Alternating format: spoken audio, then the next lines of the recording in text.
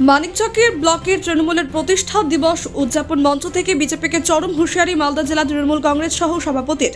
বিজেপির শাসিত রাজ্যগুলিতে বাংলাভাষী পরিযায়ী শ্রমিকদের ওপর প্রতিনিয়ত যে আক্রমণ, সেই ইস্যুতে মালদা জেলা তৃণমূল কংগ্রেসের সহ সভাপতি আশিস সিনহার নিদান। বিজেপি নেতাদের গাছে বেঁধে মেরে হাত পা ভেঙে দিতে হবে। ইতিমধ্যে ভাইরাল সেই ভিডিও। বিজেপি নেতাদের উদ্দেশ্যে বাংলা ছাড়া করার হুঁশিয়ারি আশিস সিনহার। জেলা সহসভাপতি এইরূপ মন্তব্যে চাঞ্চল্য রাজনৈতিক মহলে। তৃণমূলের জেলা সহসভাপতির বক্তব্যে পাল্টা দিয়েছে বিজেপিও। মালদা জেলা বিজেপির মুখপাত্র অম্লান ভাদুরী জানান, তৃণমূল নিজেদের মধ্যে গোষ্ঠী কোন্দল, আবার তৃণমূল বিজেপিকে দেখবে, গাছে বাঁধবে, তার আগে নিজেদের দলটাকে সামলাক। বিধানসভা নির্বাচন যত এগিয়ে আসছে তত যেন পারদ চড়ছে মালদা জেলায়। শাসক বিরোধী একে অপরকে বিভিন্ন ভাষায় কটূক্তির মন্তব্য করছে। যত নির্বাচন এগিয়ে আসবে ততই রাজনৈতিক কচকচানি বেড়েই চলেছে মালদা জেলায়।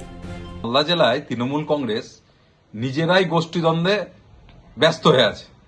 তারা আবার বিজেপিকে গাছে বাঁধবে, বিজেপি করবে। তারা আগে নিজের দল সামলাক, তারপর তারা এইসব বড় বড় কথা বলবে। বিজেপি শাসিত রাজ্যে আমাদের বাঙালিদেরকে হেনস্থা করা হচ্ছে, প্রাণে মারা হচ্ছে। আমাদের বাঙালি মনীষীদের বিজেপি নেতারা অপমান করছে।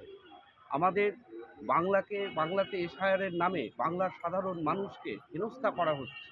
বাংলার ন্যায্য পাওনা 100 দিনের কাজ থেকে শুরু করে আবাস যোজনার টাকাগুলোকে বিজেপিরা আটকে রেখেছে ইচ্ছে করে। আর ওরা এত অত্যাচার করবে, আর এখানকার যারা বিজেপি নেতারা তারা নিশ্চুপ আছে, তারা একটা কথা বলছে না, আরও মজা নিচ্ছে। তো তাদেরকে কি করা উচিত? তাদেরকে কি ফুলচন্দন দিয়ে পূজা করা উচিত? তাদেরও আমাদের বাংলার মানুষদের গর্জে ওঠা উচিত। তাদের যথোপযুক্ত শাস্তি দরকার। তাদের অবশ্যই বাংলা থেকে তারা করা দরকার।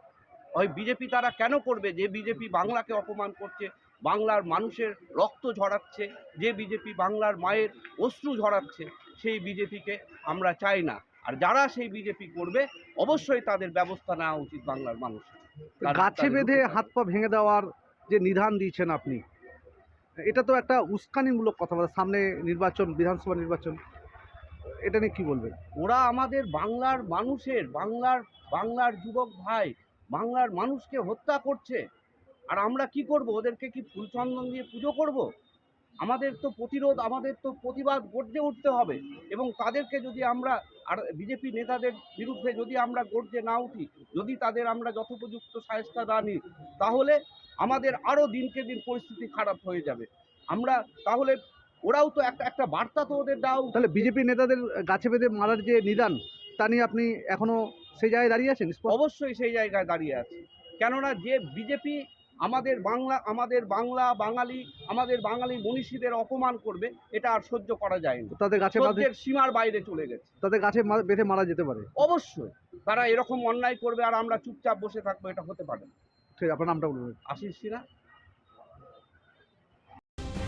মানিকচক থেকে পরিতোষ সরকারের রিপোর্ট, কুলিক নিউজ।